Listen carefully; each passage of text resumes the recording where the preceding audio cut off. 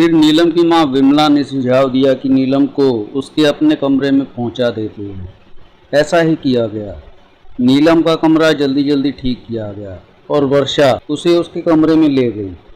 वर्षा नीलम के साथ थी और उसका घूंघट ठीक कर रही थी। नीलम ने उसी से पूछा, वर्षा, ये सब क्या हो रहा है? मुझे नहीं मालूम, वर्षा ने साफ झूठ बोला। मम्मी से पूछकर बता दूंगी।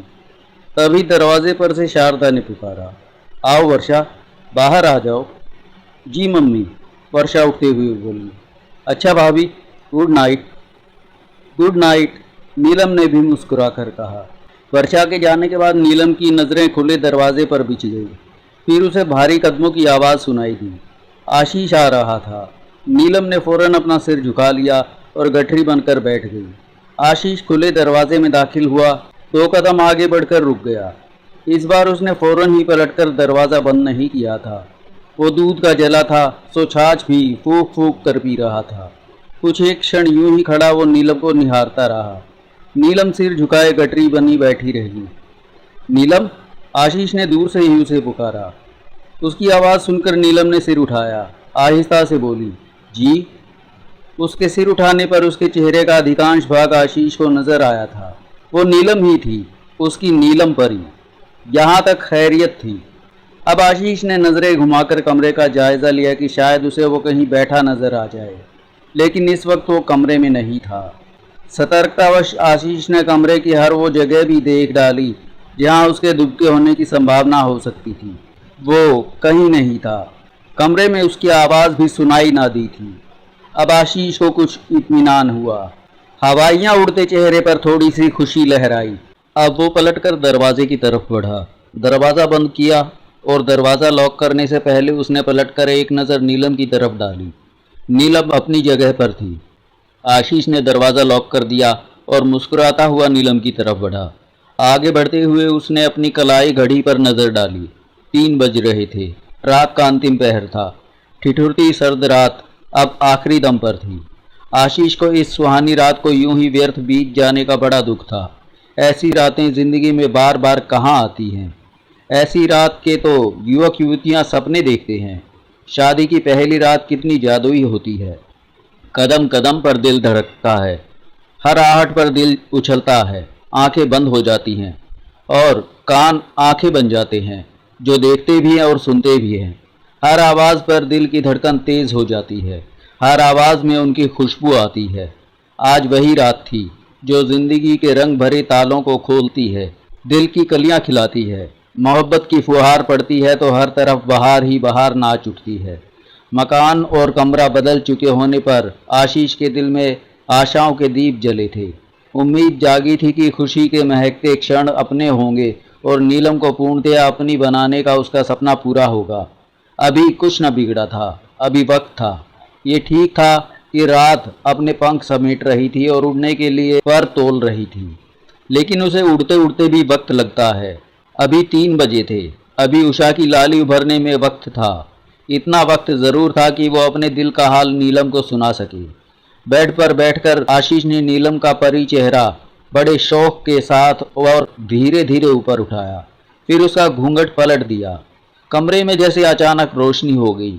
नीलम का चेहरा चांद की तरह जगमगा उठा था। आशीष इस नैसर्गिक सौंदर्य में खो सा गया था।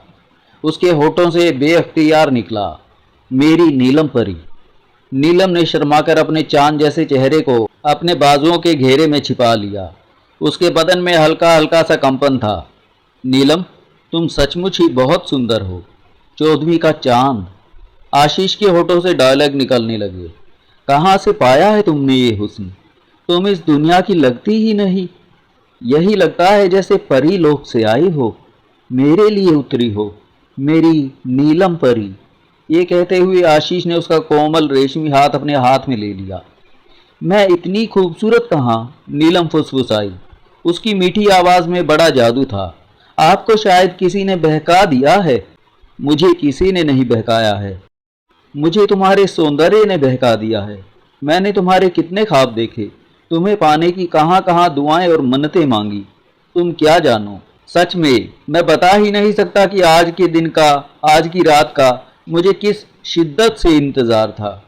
नीलम ने अपनी भारी पलकों की झालर को धीरे से उठाया और अपनी हीरों की मानंद जगमगाती आंखों से आशीष को देखा। बहुत पसंद करते हैं मुझे? पसंद नहीं, इश्क कहो इश्क। मैं मरता हूं तुम पर, तुम्हारे लिए जान दे सकता हूं। आशीष की चाहत जोर मार रही थी। अभी तो शुरुआत है, नीलम ने लज्जाती सी मुस्कुराहट के साथ कहा। अभी तो जीने मरने की बात ना करो। ये शुरुआत है तो मैं इंतहा कर दूंगा। तुम्हें इतना चाहूंगा कि लोग नजरें उतारेंगे। आशीष ने अपने दिल की कही, और महज लफाजी नहीं थी, आशीष की भावनाएं थी, उसकी कामना थी। आशीष को अब ख्याल आया कि उसने नीलम को मुंह दिखाई तो दी ही नहीं थी। उसने अपनी जेब से वो जगमगाती हीरे की अंगूठी निकाली और बोला, नीलम, तुम्हारे सौंदर्य का भेंट का पहला तोहफा, इसे कबूल करो और अपना सीधा हाथ लाओ। मैं इसे अपने हाथों से पहनाना चाहता हूँ। नीलम ने हीरे की अंगूठी पर नजर डाली और अपना सीधा हाथ उसके हाथ में दे दिया। लीजिए। आशीष ने अभी वो अंगूठी नीलम की अंगुली में पहनाई ही थी कि वो आशीष के हाथ पर गिरी। वो एक मोटी सी काली सी भयानक छिपकली थी। आशीष ने फौरन अपना हाथ झटक दिया। नीलम चीख मारकर खड़ी हो गई और फिर बेड से फर्श पर कूद गई। अंगूठी उसकी उंगली से निकलकर दूर जा गिरी। आशीष भी फौरन उछलकर खड़ा हो गया। उसने देखा कि वो छिपकली बेड पर पड़ी है। नीलम खौफ से कांपती हुई आशीष के पीछे आ गई। उसने आशीष के दोनों बाजू थाम लिए। आशीष, इसे मारो, वो घबरा कर चीखी। किस चीज से मारूं? आशीष परेशान होकर इधर उधर देखने लगा। मेरी सैंडल ले लो, नीलम बोली। इसे बेड पर मारा तो चादर खराब हो जाएगी, आशीष सैंडल उठाते हुए बोला। हो जाने दो, फौरन मारो इसे, देखो वो कहीं भाग ना जाए, नीलम खौफजदा लहजे में बोली। आशीष ने छिपकली को मारने के लिए सैंडल उठाया ही था और उसे फेंक कर मारने ही वाला था कि उसकी आंखें हैरत से फट गई। आशीष, ये क्या? नीलम ने उसके बाजू में झूलते हुए कहा। वो भी छिपकली को खौफजदा नजरों से देख रही थी। आशीष ने देखा कि वो छिपकली बिना मारे ही जख्मी हो गई थी। उसके गिर्द कालीमा युक्त घोल सा फैलता जा रहा था।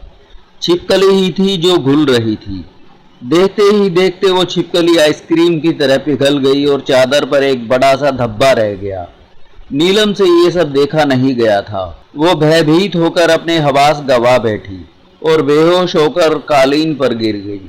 आशीष के लिए वे क्षण बड़े हौलनाक थे। एक तरफ उसने छिपकली को बर्फ की तरह पिघलते देखा था। उस दृश्य की भयानकता अभी उसके दिलो दिमाग से नहीं निकली थी कि नीलम बेहोश होकर गिर गई थी। वो चकरा कर रह गया था। उसकी आंखों के सामने बार बार अंधेरा छा रहा था। आशीष धीरे धीरे फर्श पर बैठ गया। नीलम का चेहरा अपने हाथों में लेकर कोमलता से हिलाया डुलाया। नीलम, नीलम, आंखें खोलो, उसने कई बार कहा, लेकिन नीलम ने आंखें नहीं खोली। उस पर बेहोशी छाई हुई थी। आशीष की हालत अजीब हो रही थी। वो कभी चादर पर फैले कालीमायुक्त घोल के धब्बे को देखता तो कभी नीलम के चांद से चेहरे पर नजर डालता। दिमाग जैसे निष्क्रिय हो चुका था। सूझ ही नहीं रहा था कि वो क्या करे। जो ख्वाब उसकी आंखों में जागे थे वो अब सिसक रहे थे। कितने महक रहे थे अभी कुछ क्षण पहले के क्षण।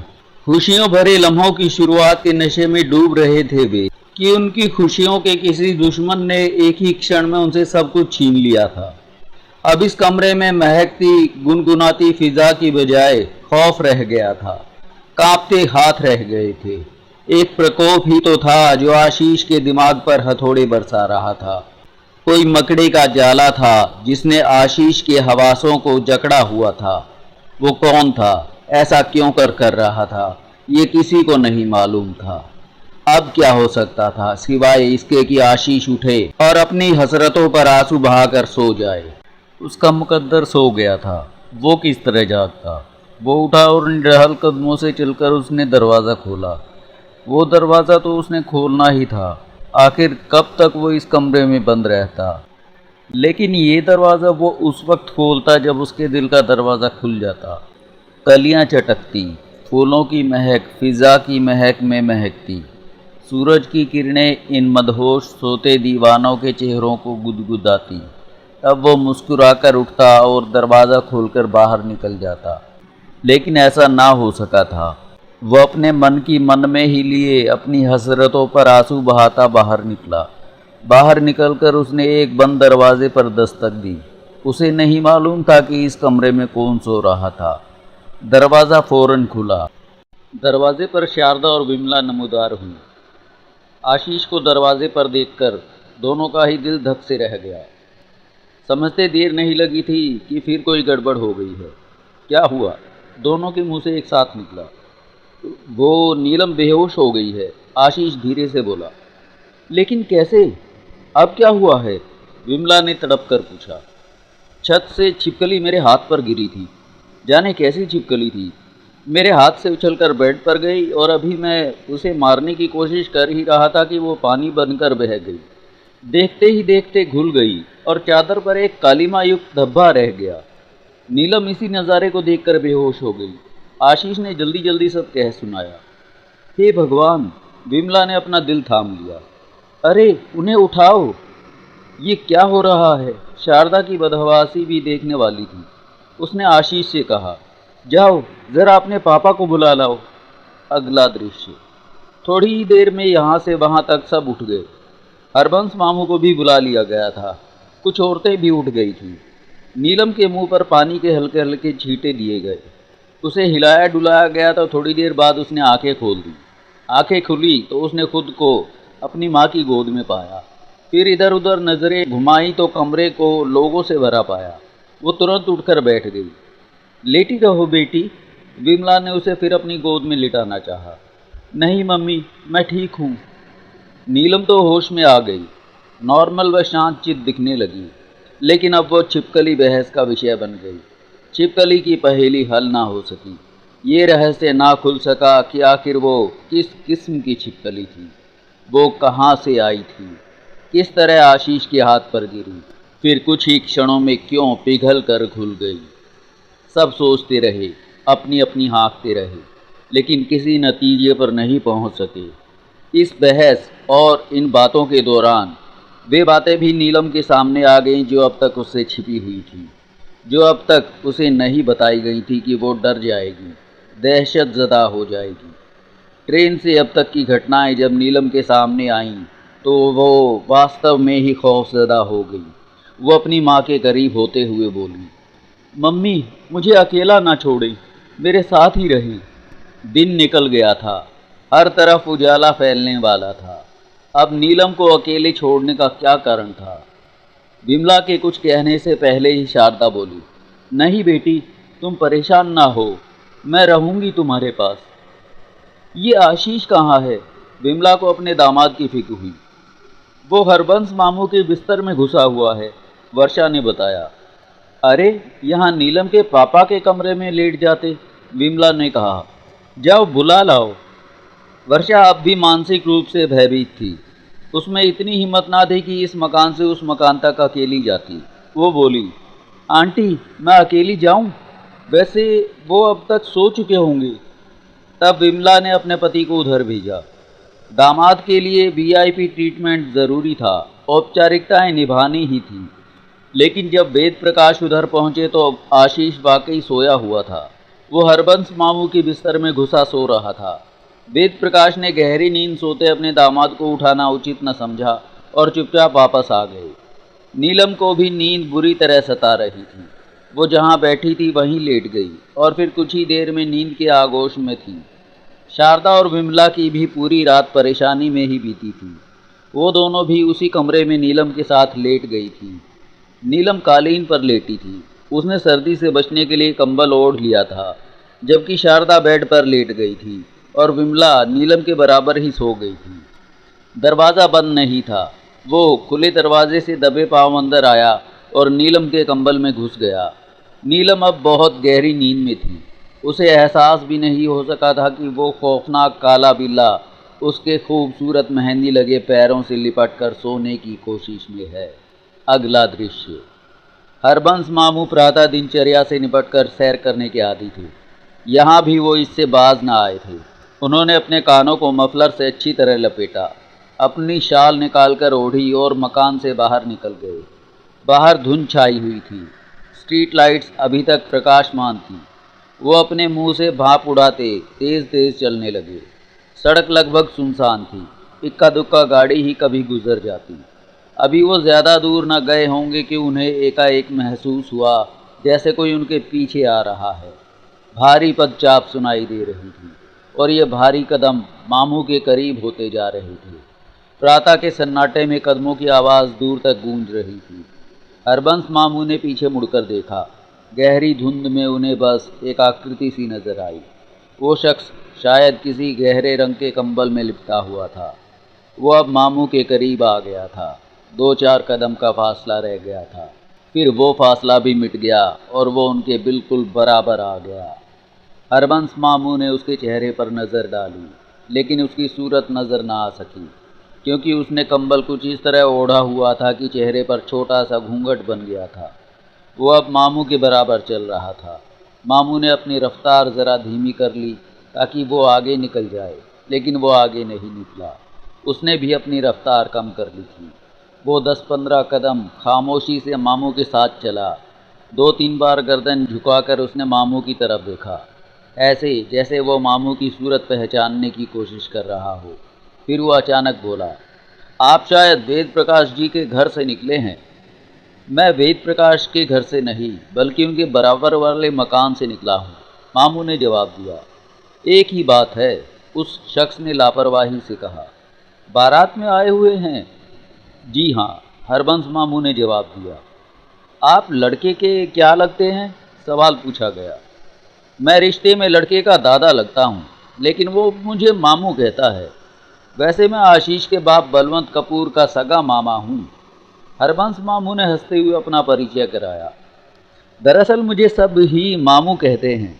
आप भी चाहें तो मामू कह सकते हैं। वो कुछ क्षण खामोश रहे, फिर बोले, अब आप फरमाइए, आप कौन हैं? मैं वेद प्रकाश का पड़ोसी हूँ। मेरा नाम नरेंद्र शर्मा है। जिस मकान में बारात ठहरी है, मैं उस मकान के सामने रहता हूँ। आपको घर से निकलते देखकर मैं भी आपके पीछे हो लिया। आपको शायद मेरी तरह सुबह सैर करने की आदत है।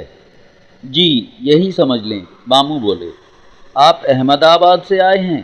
कुछ कदम चलने के बाद शर्मा ने पूछा। जी हाँ, हरबंस मामू ने जवाब दिया। नरेंद्र शर्मा नाम के इस शख्स ने कंबल अब सिर से थोड़ा पीछे कर लिया था।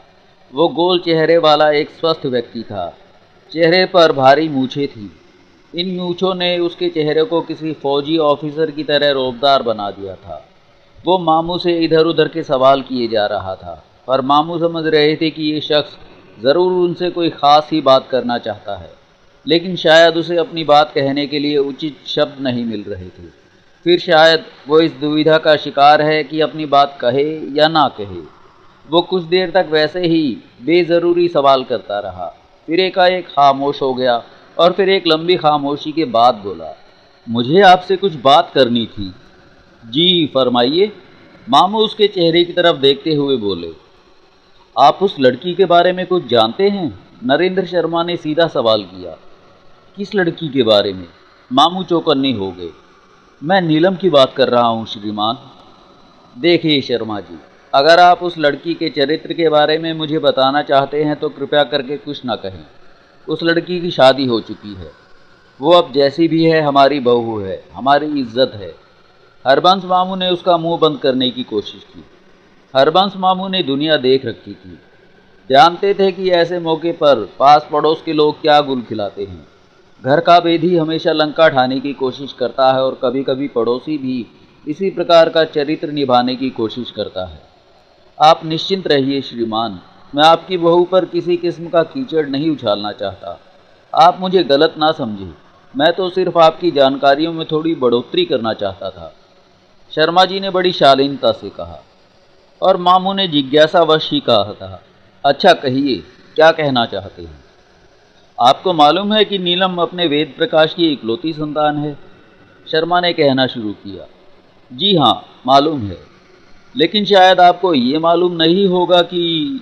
और नरेंद्र शर्मा ने हरबंस मामू की जानकारियों में बढ़ोतरी के लिए जो बातें बताईं वो वाकई मालूमात में बढ़ोतरी करने वाली ही थी। मामू ये बात सुनकर हैरान रह गए। वो बार बार यही कहते रहे कि ये नहीं हो सकता, ऐसा कैसे हो सकता है? अंततः वो शख्स जिसका नाम नरेंद्र शर्मा था, मामू को नीलम से संबंधित अविश्वसनीय और विस्फोटक जानकारियों से नवाज कर आगे बढ़ गया। मामू बातों ही बातों में काफ़ी आगे निकल आए थे। अब कुछ धुंध छट गई थी और जर्द जर्द बीमार सी धूप निकल आई थी। हरबंस मामू वापसी के लिए पलट लिए। अब उनकी चाल खासी तेज थी। मामू वापस घर पहुंचे तो कुछ लोग जाग गए थे, कुछ अभी भी पड़े सो रहे थे। आशीष भी बेखबर सो रहा था। मामू एक खाली बिस्तर देखकर उसमें घुस गए। बाहर अच्छी खासी ठंड थी। मामू के हाथ पांव ठंडे हो रहे थे, बदन में हल्की हल्की कंपकपी थी। उन्होंने अपने गिर्द कंबल अच्छी तरह लपेट लिया और नरेंद्र शर्मा की बातों पर गौर करने लगे। उसकी बातों पर उन्हें विश्वास नहीं आ रहा था। जो कुछ शर्मा ने बताया था, अगर वो सब सच था तो बड़ी हैरत की बात थी। सबसे ज़्यादा हैरत तो उन्हें इस बात पर थी कि ये बात विमला ने शारदा से क्यों छुपाई थी। विमला शारदा के बचपन की सखी और सगी बहन से भी बढ़कर थी। एक तरह से ये बात महत्वपूर्ण भी थी और महत्वहीन भी। बात सिर्फ एक सच, एक हकीकत को छिपाने की थी, और जहाँ संबंधों और रिश्तों में इतनी घनिष्ठता हो तो वहाँ कुछ छिपाना तो एक गुनाह ही था। स्थिति की गंभीरता का एहसास मामू कर सकते थे। उन्होंने यही निर्णय लिया कि अभी वो किसी को कुछ ना बताएंगे। ये बात वो अहमदाबाद लौटकर ही करेंगे कि उन्होंने अगर ये भेद अभी खोल दिया तो हो सकता है कि बदतमीज़ी हो जाए। बात बिगड़ने में देर नहीं लगती और वो नहीं चाहते थे कि शादी की हंसी खुशी के घर में मातम सा छा जाए, घर वालों को प्रकोप का सामना करना पड़े। वैसे भी अब जो कुछ हो चुका था वो किसी यातना या प्रकोप से कम नहीं था। शादी से पहले और शादी के बाद कैसी अनहोनियों और उलझनों का शिकार होना पड़ा था। प्रेत लीलाओं का कैसा कहर रहा था, और आशीष के लिए कैसी बदनसीबी की बात थी कि उसका नसीब खुलने के बाद भी उसके हाथ कुछ नहीं आया था और उसे थक हार कर सो जाना पड़ा था। आज दोपहर बाद बारात की वापसी थी। मामू मन ही मन दुआ मांग रहे थे कि वापसी का ये सफ़र निष्कंटक और सकुशल पूरा हो जाए। अब अधिकांश बाराती जाग चुके थे। आशीष के पिता बलवंत कपूर भी उठ चुके थे। उन्होंने बिस्तर से निकलकर सबसे पहले हरबंस मामू के बिस्तर की तरफ देखा। वो अभी तक सो रहे थे। उन्हें हैरत हुई कि हरबंस मामू जो सुबह उठने के आदी थे, खुद उठकर दूसरों को उठाने के आदी थे, अब तक कैसे सोए पड़े थे। उन्होंने आगे बढ़कर मामू के चेहरे से कंबल हटाया। कंबल हटाया तो उन्हें बड़ी हैरानी हुई। हरबंस मामू के बिस्तर में उनका अपना बेटा आशीष सो रहा था। अरे, ये यहाँ कैसे सो रहा है? इसे तो वहाँ होना चाहिए था। उन्होंने सोचा, यहाँ ये सो रहा है तो फिर मामू कहाँ हैं? भाई, ये मामू कहाँ गए? उन्होंने किसी से पूछा। मैं यहाँ हूँ। बलवंत कपूर की आवाज़ सुनकर मामू ने अपने चेहरे से कंबल हटाया। अरे, आप वहाँ कहाँ लेटे हैं? बलवंत कपूर उनकी तरफ बढ़ गए। भाई, क्या करूं, तुम्हारे बेटे ने मेरे बिस्तर पर जो कब्जा कर रखा है, मामू ने हंसते हुए कहा। ये यहाँ क्यों है? बलवंत कपूर ने पूछा। तो फिर ये क्या करे, कहाँ जाए बेचारा? मामू ने बैठते हुए कहा। क्या मतलब? मैं समझा नहीं। तुम समझोगे भी नहीं। रात भर खर्राटे जो भरते रहे हो। मामू हंसते हुए बोले। इधर आकर बैठो मेरे पास, तुम्हें रात की सारी कहानी सुनाता हूँ। रात को ऐसा हंगामा हुआ था कि सभी जाग गए थे। एक नहीं जागे थे तो वो बलवंत कपूर थे। वो बड़ी गहरी नींद सोने के आदी थे। उनकी अजीब आदत थी, सोने के बाद अगर उन्हें कच्ची नींद से जगा दिया जाए तो उनके सिर में फ़ौरन तेज़ किस्म का दर्द हो जाता था।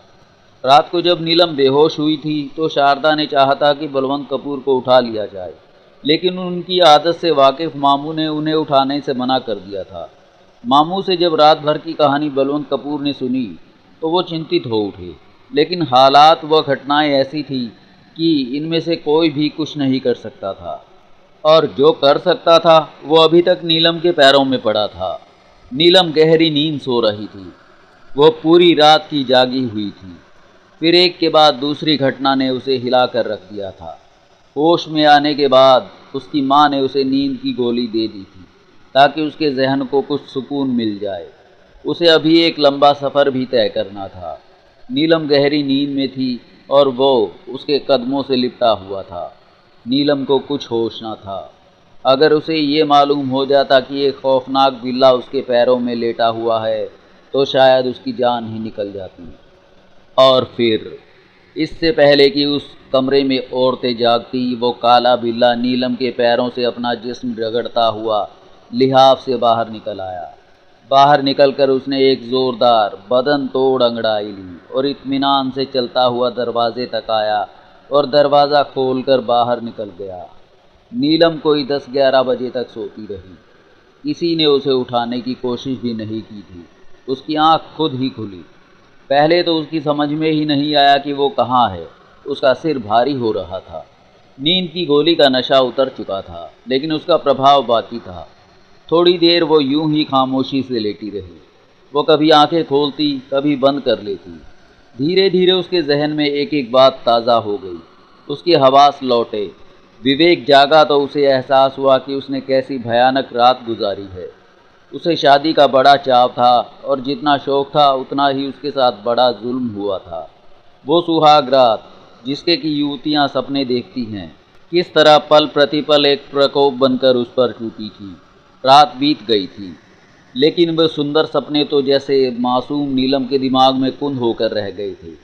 नीलम अभी जाने कितनी देर यूं ही आंखें मूंदे पड़ी रही थी। उसकी माँ अंदर आई और उसे आवाज़ दी, नीलम, नीलम बेटी। जी मम्मी। नीलम ने आंखें खोल दी। अब उठ जाओ बेटी, नाश्ता वाश्ता कर लो। जी मम्मी, उठ रही हूँ, नीलम ने धीरे से कहा। बेटी, तुम्हारी तबीयत तो ठीक है? विमला ने चिंतित स्वर में पूछा। जी मम्मी, तबीयत तो ठीक है, बस ज़रा सिर भारी हो रहा है। वो गोली की वजह से होगा, चाय वाय पियोगी तो ठीक हो जाएगा। हाँ मम्मी, ये नींद की गोलियां मुझे बिल्कुल पसंद नहीं। वो तो मैंने आपके कहने पर खा ली थी, वरना कभी ना खाती। विमला कुछ क्षण खामोश रही, फिर एकाएक ही जज्बाती होते बोली, बेटी, आज तूने हमसे जुदा हो जाना है, जानती है ना तू? हाँ मम्मी, जानती हूँ। नीलम उदास हो गई। आपने मुझे ब्याह भी इतनी दूर दिया है कि कोई जल्दी आना भी चाहे तो आ ना सके। मम्मी, क्या मैं आपको इतनी बुरी लगती थी? उसका लहजा शिकायती था। आशीष बहुत अच्छा लड़का है, वो तेरा बहुत ख्याल रखेगा, माँ ने उसे तसल्ली दी। हाँ मम्मी, ये मैं जानती हूँ। नीलम हौले से मुस्कुराई, लेकिन एकाएक ही फिर उदास भी हो गई। बोली, मम्मी, आप और पापा मुझे बहुत याद आएंगे। हमारा घर तो सूना हो जाएगा। इस घर में तुम्हारे सिवाय और है ही कौन? विमला ने ठंडी सांस ली। अब इस घर में वो होंगे और मैं। वो भी कहाँ होंगे, वो तो दिन भर काम धंधे में व्यस्त रहेंगे। मैं अकेले ही घर में इधर उधर घूमती फिरूंगी। मम्मी, कोई शगल ढूंढ लेना, वरना बोर हो जाओगी, नीलम ने सुझाव दिया। हाँ, करूंगी कुछ, वरना ये अकेला घर तो मुझे काटने को दौड़ेगा। वो नीलम को प्यार से देखती बोली, फिर उसके सिर पर दुलार भरा हाथ फिराते हुए बात आगे बढ़ाई। हमने बहुत सोच समझकर तुम्हें इतनी दूर भेजने का फैसला किया है। ये हमारी मजबूरी थी बेटी। मुझे विश्वास है कि तुम वहाँ खुश रहोगी। वो घर तुम्हारे लिए अजनबी नहीं है, वहाँ तुम कई बार रह आई हो। फिर आशीष भी तो तुम्हारा देखा भाला है। वो तुमसे शादी के लिए बहुत इच्छुक था। वो तुम्हें हर हाल में खुश रखेगा, लेकिन इतना याद रखना कि उसे तुम्हारे बारे में कुछ भी मालूम नहीं है। विमला की आवाज़ सरगोशी में बदल गई। इस सिलसिले में तुम यथासंभव अपनी जुबान बंद रखना कि वो तुम्हारे बारे में कुछ भी ना जान सके, वरना उलझनें बढ़ जाएंगी। तुम समझ रही हो ना मेरी बात? जी मम्मी, समझ रही हूँ, नीलम ने संजीदगी से कहा। अभी तक कोई इन हालात से वाकिफ़ नहीं है, और तुम्हें कहीं दूर ब्याहने के पीछे ये भी मजबूरी थी कि कोई इन हालात से परिचित ना हो सके। हम दोनों की जान तुम्हारे अंदर है बेटी। तुम्हारे पापा तुझे टूट कर चाहते हैं, और मेरा प्यार भी तुमसे छुपा नहीं है। अगर वो सब ना हुआ होता तो हम तुम्हें इतनी दूर भेजने की सोचते भी नहीं। इस शहर में ही एक से बढ़कर एक लड़का पड़ा है, लेकिन हमने जानबूझकर तुम्हें अपने से दूर किया है कि तुम सदा खुश रह सको।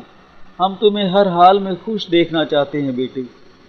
विमला की आंखें भीग गई थीं। मैं अंदर आ जाऊं? दरवाजे से शारदा ने झांका। हाँ आंटी, नीलम एकदम बड़ी शालीनता और आदर के साथ बोली। आ जाएं। भाई कोई प्राइवेट बात तो नहीं हो रही थी? शारदा के स्वर में अपनत्व था। जी हाँ आंटी, बहुत ही खास और बड़ी प्राइवेट किस्म की बात हो रही थी। नीलम ने भी शौकी दिखाई थी, हंस भी दी थी। तो फिर मैं वापस लौट जाऊं? आंटी कमाल करती हैं आप भी। नीलम संजीदा हो गई थी।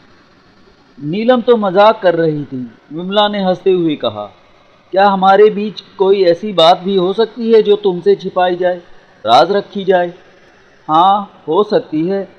माँ बेटियों में हजारों बातें ऐसी होती हैं जो छिपाई जाएं। यहाँ छिपाने को कुछ भी नहीं है। एक नीलम थी जिसे अब तक अपने कलेजे में छिपाए रखा था। तुमसे ये भी ना देखा गया। आखिर हमसे छीनकर ले ही चली हो ना अपने साथ। विमला ने बातचीत का रुख बड़ी खूबसूरती से मोड़ दिया। शारदा भी संजीदगी से बोली, तुमने कलेजे में छिपा कर रखा था, मैं इसे अपने दिल में छिपा कर रखूंगी। तुम क्या समझती हो, एक तुम ही मोहब्बत करने वाली पैदा हुई हो इस दुनिया में? और वह हंस दी। सुन लिया नीलम तुमने, यही बात मैं तुझसे कह रही थी कि मेरी बहन तुझे अपने दिल में छिपा कर रखेगी। ये परेशान हो रही थी क्या? शारदा ने पूछा। नहीं, परेशान नहीं हो रही थी, बस यही कह रही थी कि इतनी दूर क्यों ब्याह किया कि मिलने को भी तरसे। वाह बेटी, तुमने खूब फिक्र की। शारदा नीलम के सिर पर हाथ फेरती बोली, जब तुम्हारा जी चाहे दिल्ली चले आना। अब ये दिल्ली अमेरिका में तो है नहीं, पगली। कुछ देर और इसी तरह की बातें होती रहीं। फिर नीलम नहाने धोने के लिए उठ गई। नाश्ता तैयार था। जो लोग बाकी रह गए थे उनके साथ नीलम ने भी नाश्ता किया। बाकी रहने वालों में आशीष भी था। आशीष की मौजूदगी में नीलम को नाश्ता करते हुए संकोच हो रहा था, लेकिन वो उठकर तो जा नहीं सकती थी। चुपचाप नाश्ता करती रही। अगला दृश्य। दोपहर के खाने के बाद बारातियों ने अपना सामान बांधना शुरू कर दिया। फिर वो घड़ी भी आ पहुंची जो माँ बाप के लिए भावनाओं का तूफान लेकर आती है। बेटी मायके से विदा होती है तो एक तरफ माँ बाप को अपने कर्तव्य से मुक्त होने की प्रसन्नता होती है, दूसरी तरफ अपने कलेजे के टुकड़े के बिछोह का गम किसी प्रकोप से कम नहीं महसूस होता। बेटियां पराई होती हैं, उन्हें एक दिन विदा होना ही होता है। बाबुल के आंगन की चिड़िया को एक दिन उड़ना ही होता है। नीलम अपने माँ बाप के गले लगकर खूब रोई, इस तरह कि उसकी हिचकियाँ बंध गई।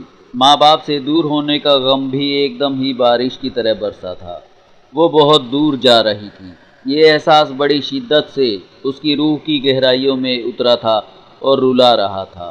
रो धोकर वो गाड़ी में बैठी, उसके पास जिसने अब जिंदगी भर उसके आंसू पोंछने थे।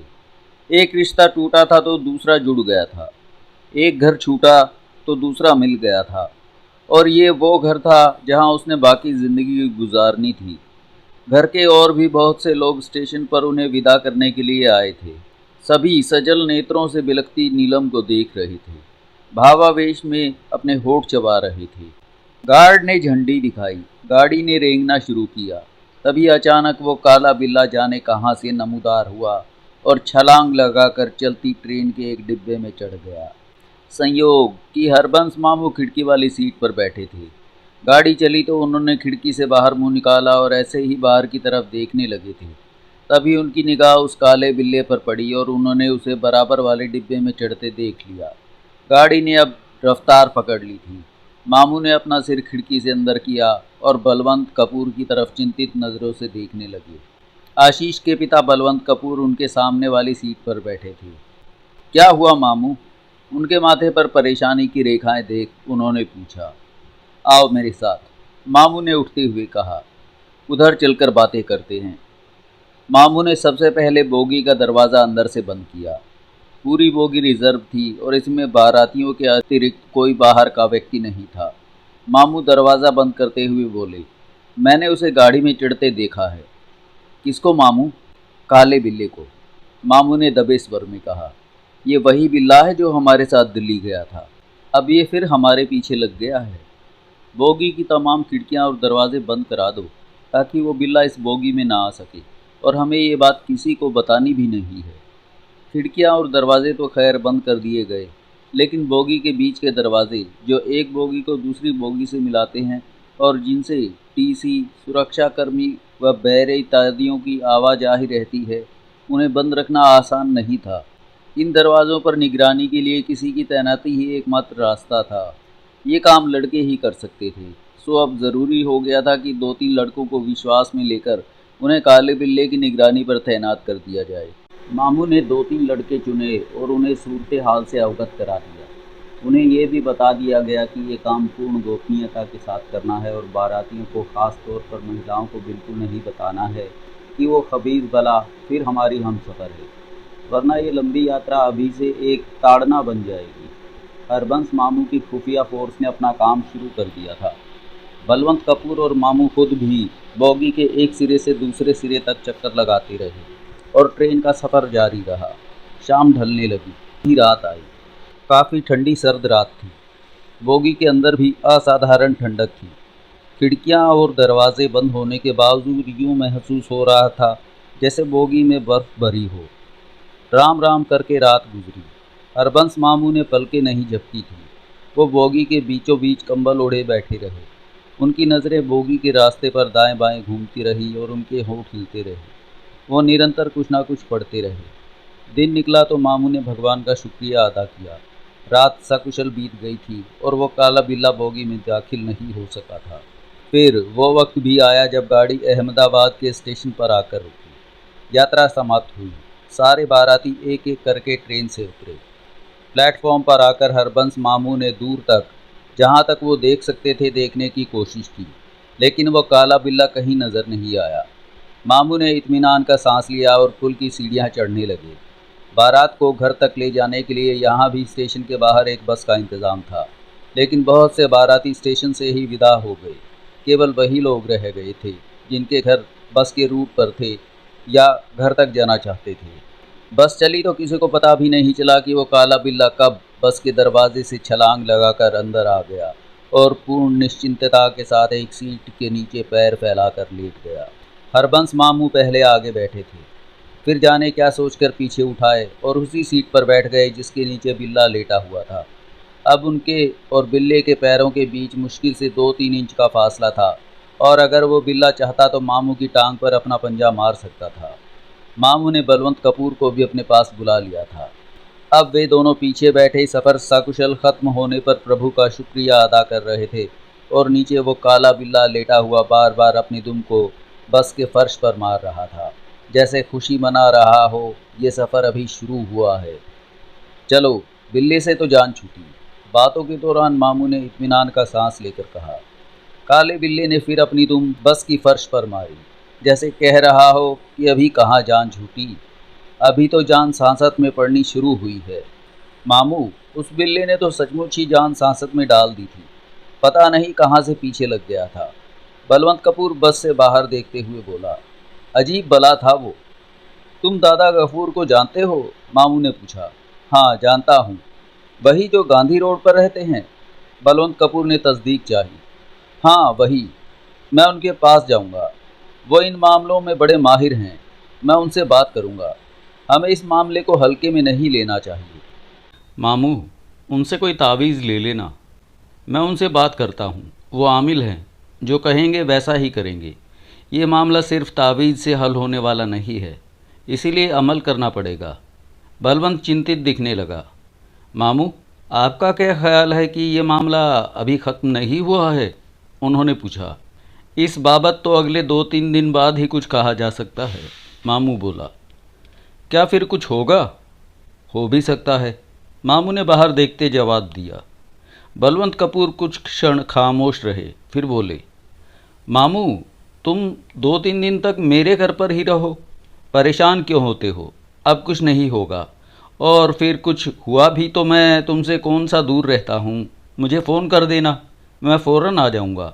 वैसे परसों रिसेप्शन पर तो मुलाकात होगी ही, सब ठीक रहेगा, मामू ने तसल्ली दी।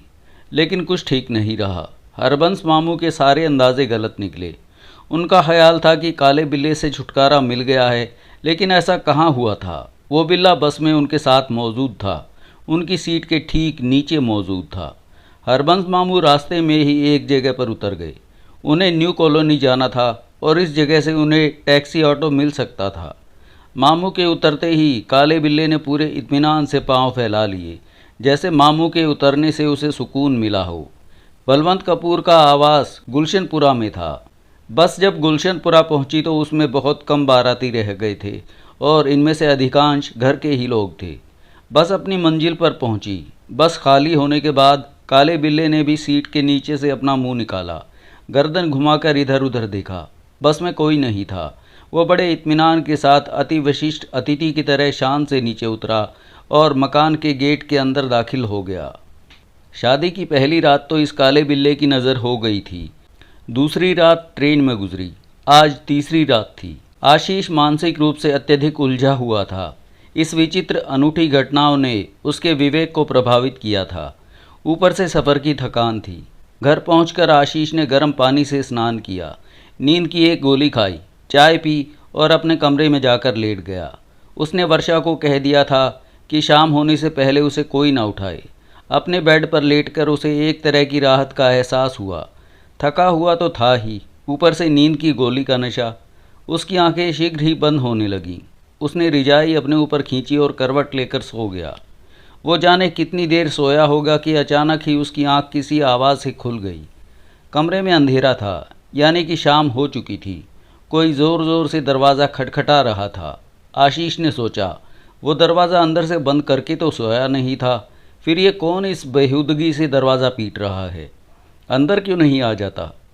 वो रजाई फेंक कर गुस्से से उठा कि देखे तो सही कि दरवाजे पर कौन है। लेकिन अभी वो दरवाजे की तरफ बढ़ा ही था कि दरवाज़ा धीरे धीरे खुलना शुरू हुआ। अरे भाई, आ जाओ, कौन है? आशीष अपना रोष दबाते बोला। दरवाज़ा पूरा खुला था, लेकिन वहाँ कोई भी नहीं था। आशीष को और गुस्सा आया कि एक तो दरवाज़ा पीटकर उसे उठा लिया और अब उसके साथ और मजाक किया जा रहा है। वो आवेश में आगे बढ़ा, लेकिन अभी 2 कदम ही उठे होंगे कि उसे देखकर आशीष की खोपड़ी घूम गई। वो दुगने वेग से उल्टे कदमों से पीछे हटा। उसकी तो जैसे सिट्टी पिट्टी ही गुम हो गई थी। मारे खौफ के कांपते हुए वो फौरन फिर रजाई में घुस गया। वो थर थर कांप रहा था। उसकी नज़रें उस शय पर थीं जो अंदर आ रही थी। वो कोई भयानक शय थी। उसकी लंबाई कोई 2 फीट रही होगी। 1 फीट के पाँव होंगे और उन पाँवों के ऊपर सिर था। उसका धड़ नहीं था, ना ही हाथ थे। सिर चादर से ढका हुआ था और उसमें से एक भयानक हौलनाक चेहरा नज़र आ रहा था। इस अजीब व गरीब और भयानक जीव को देखकर आशीष चीख भी नहीं सका था। चीख गले में ही फंसकर रह गई थी। वो लाख चीखना चाह रहा था, लेकिन चीख थी कि गले से निकल ही नहीं रही थी। वो विचित्र घिनौनी शय अपने पाँवों पर उछलती हुई उसकी तरफ बढ़ी आ रही थी। बड़ी मुश्किल से ही चीख उसके कंठ से निकल सकी थी और तभी उसकी आंख खुल गई। उसने खुद को बुरी तरह चीखते हुए पाया। वो पसीने से नहाया हुआ था, गला सूख रहा था और हौले हौले कांप रहा था। कमरे में अंधेरा नहीं था। किसी ने भीतर आकर लाइट जला दी थी। कमरे में रोशनी देखकर उसे कुछ इत्मीनान हुआ। उसने गर्दन घुमाकर कमरे में चारों तरफ देखा। वहाँ कोई भी ऐसी चीज़ ना थी जिससे भयभीत हुआ जा सके। इसका मतलब था कि उसने जो कुछ देखा था ख्वाब में देखा था। लेकिन जाने क्यों उसे महसूस हुआ था कि उसने जो कुछ देखा था कोई ख्वाब नहीं था, बल्कि अपनी जीती जागती आंखों से देखा था। वो उठकर बैठ गया और अभी बाथरूम जाने की सोच ही रहा था कि वर्षा कमरे में आ गई। उठ गए आप? शुक्र है, वो मुस्कुराती हुई बोली। आपके फ्रेंड्स आए हैं, इधर ही भेज दूं? ड्राइंग रूम तो इस वक्त खाली नहीं है। इधर ही भेज दो, आशीष ने बेड से उठते हुए कहा। मैं ज़रा हाथ मुंह धो लूँ, फिर चाय भिजवा देना। वर्षा वापस लौट गई। कुछ ही देर बाद आशीष के दोस्त अमर और नवीन कमरे में दाखिल हुए। आशीष अभी बाथरूम में था। उन्होंने एक काले बिल्ले को आशीष के बेड से निकलते देखा। इस काले बिल्ले की सुर्ख सुर्ख आँखों और अपेक्षाकृत बड़ा कद देखकर वे दोनों सहम गए। काले बिल्ले ने एक नज़र दोनों को देखा और फिर टहलता हुआ सा कमरे से निकल गया। यार, ये किस किस्म का बिल्ला था? अमर ने अपने होठों पर जिह्वा फिराते हुए नवीन से पूछा। तभी आशीष तौली से मुंह पूछता हुआ बाथरूम से बाहर निकला। उसने अमर की बात सुन ली थी। उसने घबराकर पूछा, तुम किस बिल्ले की बात कर रहे हो अमर? भाई, एक काला बिल्ला तुम्हारे बेड के नीचे से निकलकर अभी बाहर गया है, अमर ने बताया। यार, बड़े अजीब किस्म का बिल्ला था, डरावना, और इतना लंबा चौड़ा बिल्ला मैंने तो कभी नहीं देखा आज तक। काले बिल्ले के जिक्र पर और एन वैसे ही बिल्ले के जिक्र पर आशीष के पसीने छूट गए। उसने जल्दी से बाहर निकलकर इधर उधर देखा, लेकिन वो काला बिल्ला कहीं नज़र नहीं आया। वो पलटकर कमरे में आया और चुपचाप पलंग पर बैठ गया। क्या हुआ भाई, ये तू देवदास क्यों बनकर बैठ गया? नवीन ने उसे छेड़ा। हाँ भाई, सुना कुछ रात का अफसाना? अमर ने भी शौकी दर्शाई। आशीष के ये दोनों दोस्त बारात में नहीं गए थे। वे कुछ नहीं जानते थे कि आशीष के साथ क्या बीती है। वे कुरेद कुरेद कर रात का अफसाना पूछते रहे और आशीष हंस हंस कर उन्हें टालता रहा। अब वो क्या बताता कि उसके साथ क्या बीती है। आशीष ने कपड़े बदले और दोस्तों के साथ बाहर निकल गया। वो काफ़ी देर बाद घर वापस आया। फिर उसने खाना खाया और खाना खाकर अपने एक और दोस्त से मिलने चला गया और वहाँ से उसकी वापसी लगभग 11:30 बजे हुई। घर वाले उसके प्रतीक्षक थे। कुछ देर बाद ही उसे नीलम के कमरे में पहुँचा दिया गया था। वो कमरे में दाखिल हुआ तो वॉल क्लॉक ने 12 घंटे बजाए। आशीष ने पहले बजती घड़ी और फिर नीलम को देखा। नीलम मुस्कुराई और फिर अपनी नज़रें झुका ली। आशीष जब करीब आया तो नीलम ने अपना सिर भी झुका लिया। आशीष बेड पर बैठा। उसने अपने हाथ से नीलम का चेहरा उठाया और अपना चेहरा उस चांद के चेहरे की तरफ बढ़ा दिया, लेकिन इन कुंवारे अधरों की मिठास उसके नसीब में कहाँ थी। वह अचानक ही चीख उठा, नीलम, मेरी आँखें! उसने अपनी आँखों को ढक लिया था। नीलम का दिल धक से रह गया। आशीष के सामीप्य की मादकता का एहसास निकले पसीने के साथ ही बह गया। उसके हाथ पाँव में जान ना रही। उसने आंखें खोली और तड़प कर पूछा, आशीष, क्या हुआ? आशीष कुछ नहीं बोला। वो अपने हाथों से अपनी आंखें मल रहा था। नीलम ने घबराकर उसके हाथ पकड़ लिए। बोली, हाथ तो हटाएं। आशीष ने अपने हाथों पर नीलम की नरम मुलायम रेशम सी उंगलियों का स्पर्श महसूस किया। कुछ एक क्षणों को सब कुछ भूल गया। उसने अपने हाथ आंखों से हटा लिए। आंखें खोलकर नीलम की तरफ देखना चाहा, लेकिन उस चांद जैसे चेहरे को नहीं देख सका। जैसे ही उसने आंखें खोली, तीव्र जलन और पीड़ा का एहसास जागा कि उसने फौरन आंखें बंद कर ली। आशीष, भगवान के लिए अपनी आंखें खोलो, मुझे देखो। नीलम भावावेश में ही उसका हाथ दबाते हुए बोली। कोई और वक्त होता तो आशीष नीलम के इन शब्दों पर कुर्बान हो गया होता और उसे इस तरह देखता कि नीलम मुस्कुराकर ही उसे नदीदा कहने को मजबूर हो जाती। लेकिन इस वक्त आंखों की ये जलन, ये पीड़ा, उफ, तौबा, बयान से बाहर थी। उसने एक बार फिर थोड़ी सी आंखें खोलनी चाहीं, लेकिन आंखों की चिराग जल न सके। रोशनी के बावजूद हर तरफ धुंध छाई रही। नीलम, आंखें नहीं खुल रही। वो असहाय सा बोला। हुआ क्या है? नीलम की बदहवासी बढ़ती जा रही थी। आंखों में तेज मिर्चें लग रही हैं। ये जलन असहनीय है। अभी तो आप ठीक थे। हाँ, ठीक था और खुशनसीब था कि 14वीं के चांद की ठंडक को अपनी आंखों में महसूस कर रहा था। फिर ये मिर्चें कहाँ से आ गईं? बस मुझे अचानक ही ये महसूस हुआ जैसे किसी ने मुट्ठी भर पिसी हुई मिर्चें मेरी आंखों में झोंक दी हों। ओह, ऐसी तीव्र पीड़ा है कि कुछ बता नहीं सकता। आशीष की पीड़ा उसके चेहरों पर देखी जा सकती थी। आप बाथरूम में जाकर आंखें धो लें, नीलम ने धड़कते दिल के साथ मशवरा दिया। हाँ, यही करना पड़ेगा। आशीष उठा। उसके साथ ही नीलम भी उठी।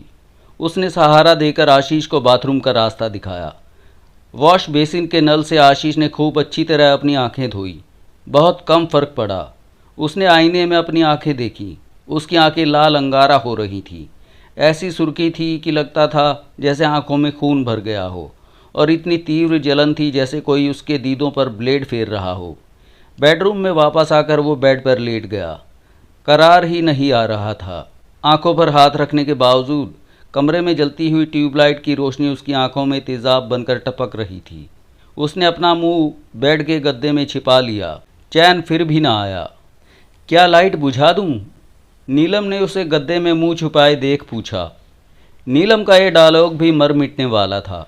आशीष की आंखों में मिर्चें न भरी होती तो उसने इन अपनत्वपूर्ण शब्दों का लुत्फ उठाना था, लेकिन इस वक्त तो उसे कुछ भी अच्छा नहीं लग रहा था। वो सादगी से बोला, हाँ, बुझा दो। नीलम ने लाइट बुझा दी, लेकिन इससे भी कोई विशेष फर्क नहीं पड़ा। आंखों में पीड़ा और जलन जो की त्यों रही। फिर नीलम ने बाथरूम की लाइट जलाकर दरवाज़ा खोल दिया। उसने तौलिया पानी में तर किया और गीले तौलिए को आशीष की आंखों पर रखकर धीरे धीरे फेरने लगी। आशीष की आंखों में ठंडा ठंडा पानी लग रहा था। पानी की शीतलता ने उसे थोड़ा सुकून पहुंचाया, लेकिन ये सुकून भी क्षणिक साबित हुआ। 10-15 मिनट हो चुके थे, लेकिन आशीष को किसी तरह आराम नहीं आ रहा था। तब नीलम ने परेशान होकर कहा, क्या मौसी को बुलाकर लाऊं? नहीं, तुम रहने दो, मैं खुद जाता हूँ। आशीष उठता हुआ बोला, बहुत ही तेज़ किस्म की पीड़ा है नीलम, आप जाएं, जाकर किसी डॉक्टर को दिखाएं। नीलम चिंतित स्वर में बोली। आशीष आंखों पर हाथ रखे अंधों की तरह अंदाजे से कमरे से चलता हुआ बाहर आया। वो अपने पापा मम्मी के कमरे में पहुंचा। उनके कमरे का दरवाज़ा खुला हुआ था। वे अभी तक जाग रहे थे। आशीष को इस तरह अपनी आंखों पर हाथ रख के आते देख शारदा ने अपना कलेजा थाम लिया। हे प्रभु, खैर, उसके मुंह से निकला। पापा, मेरी आंखें देखो, आशीष बोला। क्या हुआ तुम्हारी आंखों को? बलवंत कपूर लपक कर उसकी तरफ बढ़े। उन्होंने आशीष को जल्दी से अपने बेड पर बिठाया। शारदा ने उसका हाथ हटाकर उसकी एक आंख खोल कर देखी। अरे, ये तुम्हारी आंख को क्या हुआ? एकदम सुर्ख अंगारा हो रही है। आशीष पीड़ा पीते बोला, मम्मी, बस अचानक ही ऐसा हुआ। मुझे यूं लगा जैसे किसी ने ढेर सारी पिसी हुई मिर्चें मेरी आंखों में झोंक दी हों। अपनी आंखें धो लो, पापा बोले। बहुत अच्छी तरह धोई हैं, गीले तौलिए से भी निरंतर रगड़ी हैं, लेकिन कोई फर्क नहीं पड़ा। आशीष ने अपनी आंखों पर हाथ रखते हुए कहा। सुनिए, शारदा बलवंत कपूर से संबोधित हुई, आप इसे अस्पताल ले जाएं, इमरजेंसी में। ठीक है। बलवंत कपूर भी बेहद चिंतित हो उठे थे।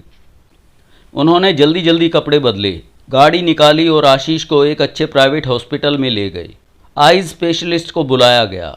डॉक्टर ने उसकी आंखों का निरीक्षण किया और फिर आंखें अच्छी तरह धोकर एक ट्यूब से मरहम लगा दिया। खाने को कुछ दवाइयाँ लिख कर दी। लगाने को 2 किस्म की ट्यूबें दे दी। बलवंत कपूर के ये पूछने पर कि मामला क्या है और अचानक आंखों का ये हाल कैसे हो गया, डॉक्टर ने बताया, ये एक प्रकार की एलर्जी है, चिंता की कोई बात नहीं, 1-2 दिन में ही आंखें ठीक हो जाएंगी। लेकिन आशीष की आंखें 1-2 दिन में ठीक ना हुई। हाँ, तकलीफ़ ज़रूर कुछ कम हो गई, लेकिन बिल्कुल ख़त्म नहीं हुई। अगला दृश्य। और मामू हरबंस को बलवंत कपूर ने दूसरे ही दिन फ़ोन पर सूरत हाल से आगाह कर दिया था। मामू आशीष की आंखों के विकार को सुनकर चिंतित हो गए। उन्होंने पूछा, किसी और आई स्पेशलिस्ट को दिखाओ, शायद कन्फर्म हो जाए कि आंखों में एलर्जी हो गई है। इस बाबत तसल्ली ज़रूरी है बलवंत। मामू, डॉक्टर कमाल से शाम की अपॉइंटमेंट फ़िक्स की है, मैं उसे लेकर जाऊंगा। मामू को तसल्ली हुई थी। डॉक्टर कमाल प्रदेश के एक मशहूर और मशरूफ़ आई स्पेशलिस्ट थे। वो बोले, ये तुमने अच्छा किया, मैं रात को आता हूँ। दुकान से पहले मैं दादा गफूर की तरफ जाऊँगा, उनसे भी बात करके देखता हूँ कि वो क्या कहते हैं। ठीक है, मैं तुम्हारा इंतज़ार करूँगा। बलवंत कपूर ने रिसीवर रख दिया था।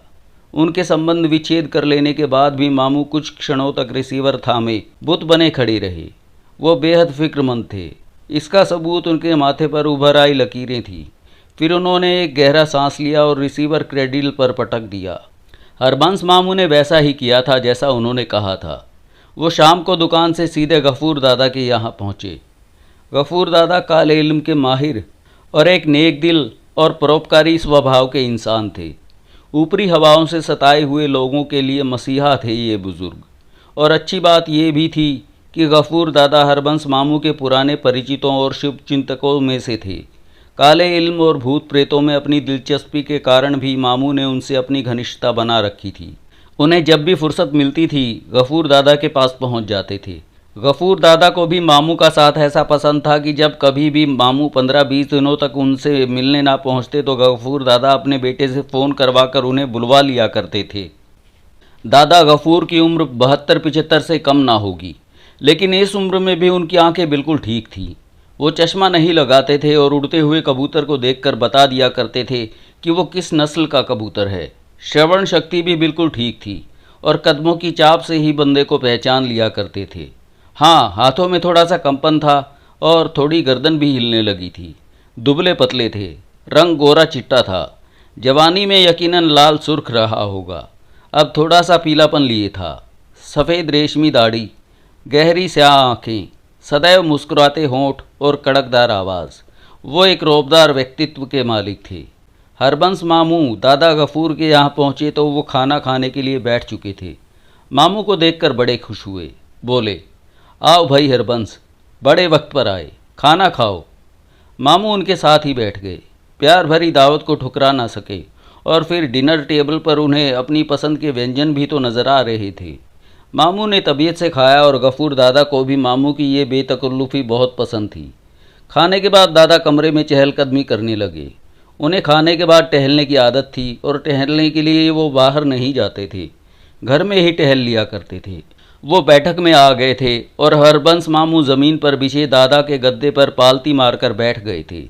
दादा गफूर ने टहलते हुए पूछा, भाई हरबंस, तुम्हारे काम धंधे का क्या हाल है? ठीक है दादा, रब का बड़ा एहसान है। ये देखकर कि दादा गफूर सुनने के मूड में थे, मामू फ़ौरन बोले, दादा मुझे आपसे एक बात करनी थी। हाँ हाँ कहो। मेरा भांजा है बलवंत कपूर, फर्नीचर के धंधे में है, अच्छा बिजनेस है उसका। मामू बोले, अभी उसके बेटे की शादी थी, कल ही बारात दिल्ली से वापस आई है और कल उनके यहाँ रिसेप्शन है। अच्छा फिर? गफूर दादा ने टहलते टहलते ही मामू की तरफ देखा। इस शादी में कुछ ऐसे वाक़यात हुए हैं कि सब चकरा कर रह गए हैं। मसलन क्या? दादा ने पूछा। ज़रा तफसील से तो बताओ। तब हरबंस मामू ने शुरू से अंत तक सारी कहानी उन्हें सविस्तार सुना डाली। मामू जब तक स्वयं खामोश ना हो गए, दादा गफूर ने उन्हें बीच में नहीं टोका, ना ही कोई सवाल किया। जब वो चुप हो गए तो दादा ने पूछा, तुम्हारी समझ में क्या आया? मेरी समझ में तो ये आ रहा है कि अपनी बहू नीलम पर असर है। असर किस प्रकार का है ये आप बताएंगे। अच्छा। दादा गफूर टहलते टहलते रुक गए। फिर वहीं खड़े खड़े अपने पोते साजिद को आवाज़ दी। साजिद। एक 10-12 साल का लड़का फ़ौरन अंदर आया। जी दादाजी। बेटा, एक शीशे के गिलास को अच्छी तरह धोकर उसमें पानी लाओ। जी दादा, साजिद ने कहा और अंदर चला गया। दादा गफूर अमल के माहिर थे। मामू से उनकी घनिष्ठता का कारण भी यही तंत्र विद्या और अमल ही थे। वे दोनों जब भी इकट्ठे बैठते तो ना जाने कब कब के किस्से छिड़ जाते। दादा गफूर अपने पीर के किस्से सुनाते, जिनके यहाँ जिन्नों के बच्चे कुरान शरीफ पढ़ने आते थे। दिव्य दृष्टि का इल्म दादा गफूर ने उन्हीं से सीखा था। उनके पीर हाथ के अंगूठे पर अमल किया करते थे और अंगूठे के ज़रा से नाखून पर दुनिया देख लिया करते थे। दादा गफूर इस अमल को पानी से भरे गिलास पर किया करते थे। साजिद पानी से भरा शीशे का चमकता गिलास एक छोटी सी मेज पर रख गया। दादा गफूर एक चौकी पर बैठ गए। 100 दानों वाली तस्वीर अर्थात माला निकाली, तस्वीर का एक चक्कर किया, फिर हाथ के इशारे से मामू को गिलास उठाकर अपने सामने चौकी पर रखने को कहा। मामू ने बड़ी सावधानी से गिलास उठाकर उनके सामने रख दिया। दादा गफूर ने गिलास को अपने आगे खिसकाकर अपने ऊपर एक सफ़ेद चादर डाल ली। चादर उन्होंने इस तरह अपने ऊपर डाली थी कि वो बिल्कुल ढक गए थे। हरबंस मामू इत्मीनान से बैठे उन्हें देखते रहे और ये अमल उन्होंने जाने कितनी बार अपने सामने होते देखा था। वहाँ कोई नया आदमी होता तो निसंदेह बड़ा हैरान परेशान होता। हो सकता था कि वो कमरे से ही उठ भागता।